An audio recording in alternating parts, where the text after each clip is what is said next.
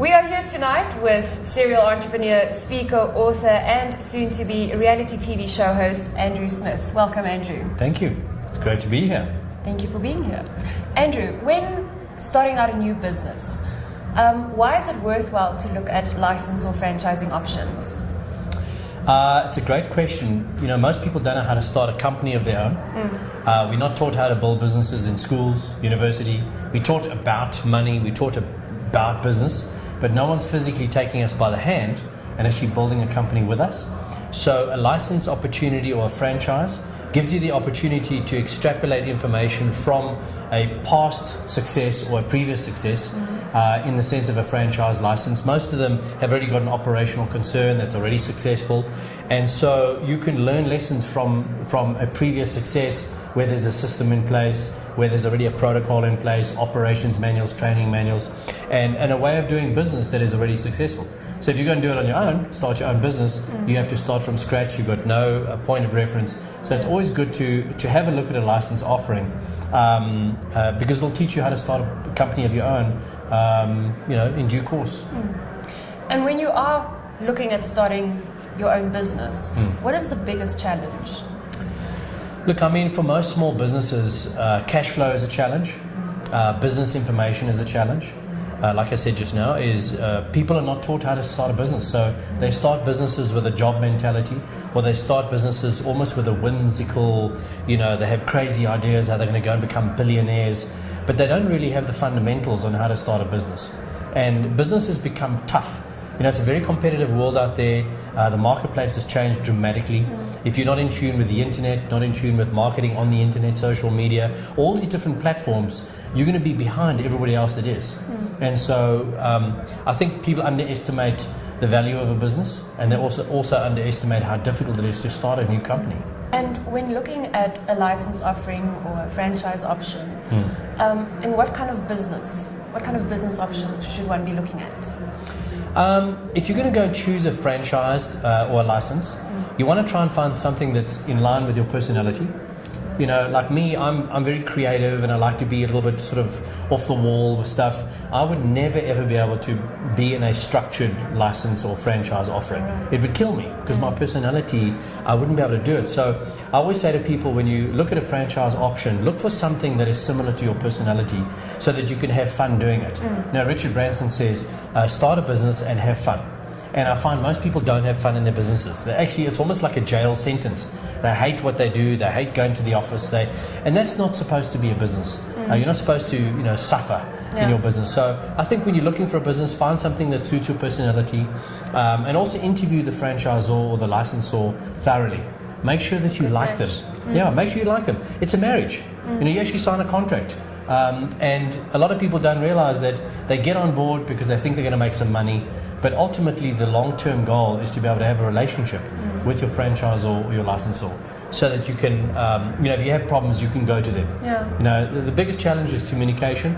And people have a problem and then they don't want to go to their franchisor or licensor thinking, no, I don't want to. But actually you should be able to just pick up the phone and say, listen, I've got a problem, help me out, show me how to do it better so I can make money. So it's about having fun, finding something that's good for you, and check the relationship with the franchisor.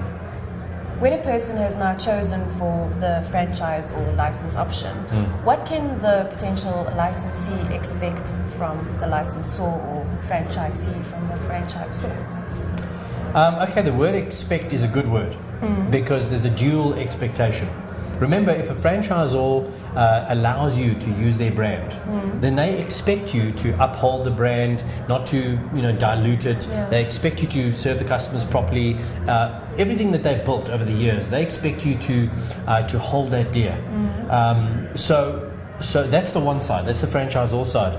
From a franchisee side, the expectation should be that they can build a business, make money, that the idea is not too one-sided. They have to expect the fact that the business is actually doing well in the marketplace. Because often, guys buy a business and the businesses don't actually do very well. So you spend 600,000-700,000 Rand on a license and then make 30,000 Rand a month. It's insane. You should be making 60, 70, 80,000 Rand a month. So the expectation should be that you get good training, you get good information, the systems are in place, The brand is already on a national level. You should expect the franchisor to do national advertising campaigns for you. But then also, you should also expect of yourself. You should expect to work hard, get results, drive your own business, because the franchisor's job is not to hold your hand every day. You know, we're looking for self-starters, we're looking for people that are entrepreneurially spirited, we're looking for people that are ambitious. So if I'm a franchisor, I expect you to be ambitious. I want you to do well, but I also don't want to be holding your hand, you know, when you go to the loo every day. Yes. And that's what sometimes the word expectation is a funny word in our industry. It isn't a one side, it's very much a duality of function and purpose. And when one chooses this option, what guarantees of success are there then? You know, there's no guarantee. There's no guarantee. Yeah, let me give you an example. A guy buys a license and he spends 150, 200,000 rand. He goes on training and then he sits at home watching DSTV all day. I hear what you're saying. You know what I mean? Sometimes people are expecting a guaranteed outcome in that environment, which is insane. It doesn't work like that. But if you were to buy a turnkey type of business, for instance, like McDonald's, you spend upwards of 6-7 million to buy the McDonald's, and because of the brand, because of what it is, people are going to go to McDonald's anyway. So that's a different business. So depending on the type of franchise you buy will determine what kind of guarantees you should expect. And you know, most of the licenses that we sell, they are, you know, you can work from home, you can work from a small premises, but you need to go out and build your business. We've given you the brand, we've given you the advertising, we've given you lead generation portals, but you still need to go and push, drive your business. So no guarantees, just hard work and have a lot of fun. Great. And then lastly, if you were to start all over again from scratch, back all those years, would you do it the same way you did it back then by starting a business absolutely from scratch, or would you look at a license or franchising option rather? You know, a lot of people say to me, Andrew, you know, you're so lucky and you've done so well and you're making so much money and you're so successful and you've got so many businesses. But what a lot of people don't know is the first 4 businesses that I started didn't get off the ground. Really? So I lost money. Yeah, I put in a tremendous amount of time. I was working 18 hours a day, investing every cent that I had back into my business. My family had to pay the price. I didn't go on holidays. I didn't take leave. I was working like a demon, you know, like working, and I didn't make it. So when people ask me that question, should you get a license or start your own business, I say to people, it wouldn't hurt you to learn from someone else's intellectual capital pool, learn from someone else's experience, because the best experience is somebody else's, because it doesn't cost you anything. Absolutely. So learn from somebody else's experience, learn from a licensor, take somebody else's product, market it, sell it, get the most out of it, and learn.